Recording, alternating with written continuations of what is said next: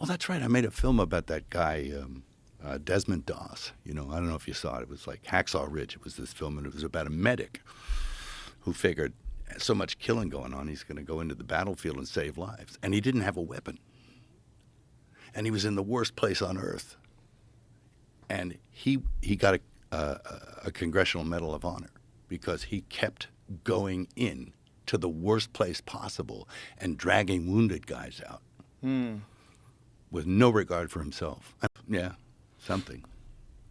Yeah, I'm just not totally convinced. I feel it in my... And I can't really... I'm sorry, I can't intellectually tell you why I don't believe in evolution, but I don't. It's just a feeling. I don't think I was some ape, or I don't think my ancestors were. I think they had to be pretty smart to survive. So what do you think all these pre-human hominids are that they keep discovering? Like, tell me what a pre-human hominid Like is. Australopithecus, right. or some of the other human-like creatures that never made it, like Denisovans, Neanderthals. Yeah, stuff like that. Okay, well, they've got something called Zinjanthropus. You remember him? No.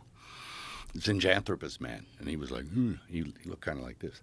But he was like, they looked at it, and they did some core samples on it, and it was put out there by people advocating evolution, and they discovered that it was a human skull attached to the jaw of an ape. Oh, I do remember So it was a hoax. Yeah, there's been some hoaxes. Yeah. Yeah, but there's also been real stuff. Really? Yeah. You don't think so? Well, maybe. Well, what do Well, like, I don't know, tell me. well, what was that one that we looked at the other day that was one of the first pre-humans that buried their young, or buried their dead, rather? It was Homo ninaldi. What was it? You remember that? I can't remember how to say it, but...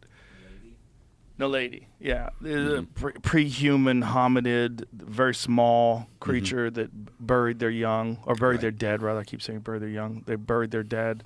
Australopithecus. There's a bunch of different, the Lucy skeleton. I've studied that, and I've had many discussions over the last 4 years. The problem with anything is that once a narrative gets established, and then there's a profit attached to the solution to that narrative. Yes. And that's green energy and green energy bills, and then there's businesses that are wrapped around there. And then there's also this fear that they love to pump into people about climate change, that they terrify the shit out of young people that we're going to destroy the world, and climate change, you must act now.